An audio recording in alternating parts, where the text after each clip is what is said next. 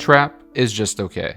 But that's perfectly fine. Now let me explain. M. Night Shyamalan is one of the most controversial and confusing directors of the past 30 years, with one of the best runs of a modern director, with The Sixth Sense, Unbreakable, and Signs all being massive hits upon their release. And all of them showcase his skill as a writer, with one of the films that many filmmakers can't even dream of as being their high points, with The Sixth Sense being widely considered to be one of the best thriller films ever made, with a twist that left many shocked upon its release. And one thing that was consistent throughout his early throughput was that every film that he created was original. There was not many stories that were doing the same thing at the same time. But then The Village came out and his career quickly changed. I mean, no matter your thoughts on The Village, it is a fact that The Village is one of the most poorly marketed films of the era, where it was marketed as a psychological horror film when in actuality the film was a period drama romance with thriller elements. Because of that, people got completely duped by the marketing, leading to a hatred towards the film as they felt they had been a victim to false marketing.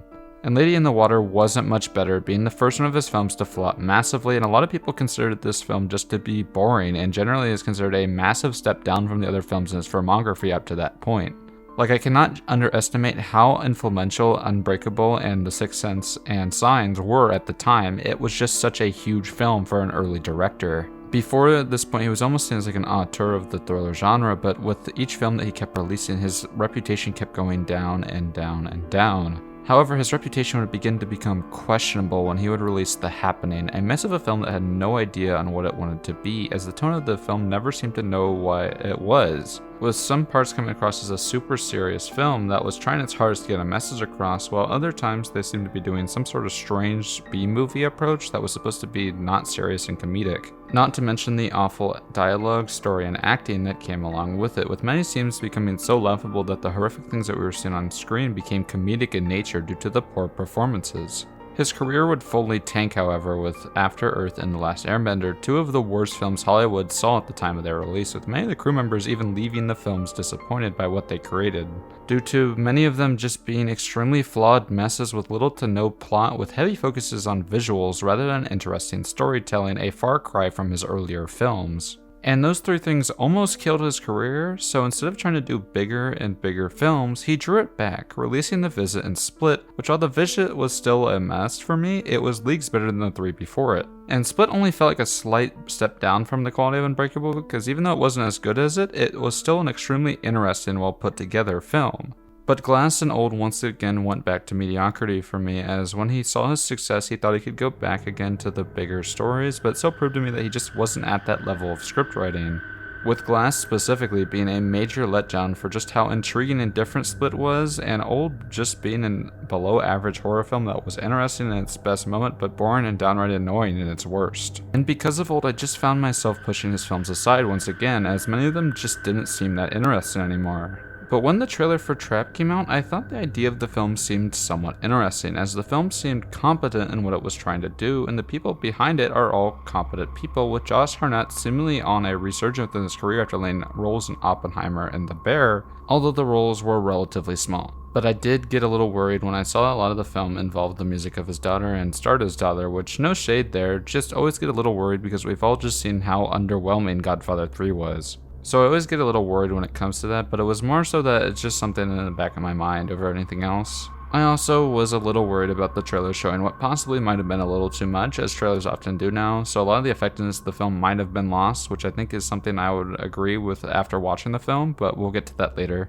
Then after that, I made sure not to watch anything more on it and went and saw it this past Friday, and it left me with a lot of thoughts. But before going any further, make sure that if you enjoyed this video to like it, and if you aren't already subscribed, make sure to subscribe. Now onto the actual review itself. Now getting out of the movie, my mind immediately went to just how much of a fun ride the film was, although it wasn't really anything that I would consider to be truly special.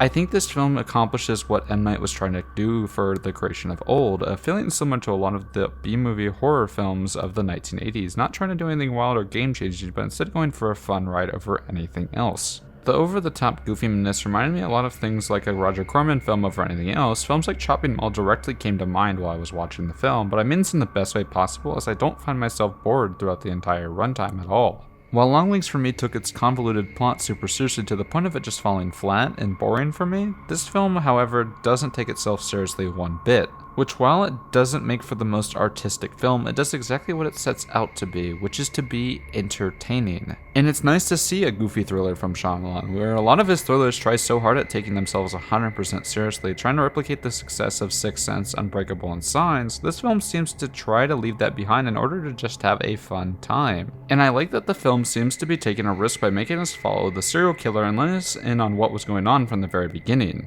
Because of that, I think it almost acts as a reverse of a lot of his other films, where we, the audience, is generally the ones that are caught off guard by the twist. The film instead uses the reveal of the serial killer like a twist for the characters that are within the movie itself. He could have very easily not clued us into him being the serial killer, but chose not to and took what I think is a far more interesting route. I also think Josh Hartnett's portrayal of a serial killer is quite interesting, as it's not the smart and quick-thinking, intelligent psychopath like Hannibal Lecter, while also not being the insane and over-the-top serial killer antics of the Joker. This to me feels a lot more grounded, where while he's quick-thinking, doesn't exactly come from a place of intellect and more so just one of luck, which the character in this film is extremely lucky throughout the runtime, sometimes comically so, but it also is not so over the top and crazy that it completely drags you out of the film and makes what we are seeing unbelievable and stupid.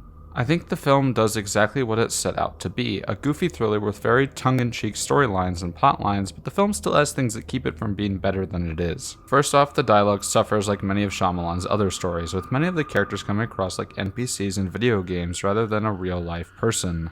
With one of the most particularly atrocious being when one of the singers comes out of the floor. People who've seen it know exactly what scene I'm talking about, which is one of the most robotic-sounding lines I think I've ever heard. It's very point A to point B script writing, with many of the scenes having somewhere they have to get to by the end of the scene, and it seems to take the simplest route towards the ending of said scene at every possible interval. This causes some of the scenes to be way too short, which while it keeps the movie going at an extremely fast pace, it gives little reason to actually care about a lot of the things that we are seeing, leading us to not really care about things like the daughter throughout the film due to her only character trait throughout the film being that she likes the singer and that she thinks her father is weird. And parts of the film do feel like a concert film to the point where it causes you to question if the super long singing scenes were genuinely necessary for the film, but I understand why he did so. The cinematography of many scenes are quite uninspired and almost feels too of its time in certain aspects, with a lot of the visuals feeling like something straight out of a Blumhouse film. The film also seems to go on for a little bit too long, with the ending getting comically dragged out where it just seems like it's going to never end, as it does the same cycle over and over again. I think the film could have really benefited from being about 15 to 20 minutes shorter than the final runtime, as it just seems to go on for too long and has a lot of unnecessary scenes in the middle and final acts. And quite frankly, sometimes the film is just straight up dumb. Many scenes in the film just don't make sense and are so nonsensical at certain points that it made me laugh out loud in the theater. But it's dumb in a way that is entertaining. I didn't find myself bored throughout, and the film's big twist, which he still does, feels unnecessary, but not necessarily too off-putting, just a little not needed. A lot of this film reminds me of films like Happy Death Day, which also doesn't take itself seriously whatsoever and doesn't try to be anything that it isn't. It does what it is advertised to be, and that's it. Which is honestly a breath of fresh air from the horror and thriller films that take itself way too seriously, with stuff like the jump scare filled junk that has been coming out of Blumhouse for the past few years, and the super serious convoluted films that take themselves way too seriously that have been flooding the horror genre since the success of A24's two big directors. Now, do I think this is a return to form for Shyamalan? No. It's still a mess of a film. It's nowhere near a great film, but is it bad? Also no. Is it amazing? No. But is it entertaining? Yes. The film itself is just fine, but it's infinitely more interesting and entertaining to me than something like Longlegs, which took its poorly written plot so seriously that it tried to make the nonsensical sensible.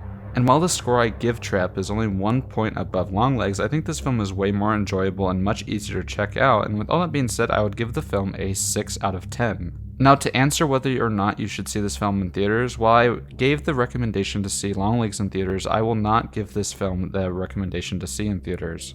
The film doesn't really have the super cinematic feel that makes it so you need to see it in theaters, so I would just recommend waiting for it to be on streaming for you to go out and see it. You really aren't missing out if you don't watch it in theaters. It's fine in the way it is. You can watch it on streaming and it will be perfectly fine. And I hope you guys all enjoyed, and make sure if you liked the video to subscribe and join the Discord server, and I'll see you all next week.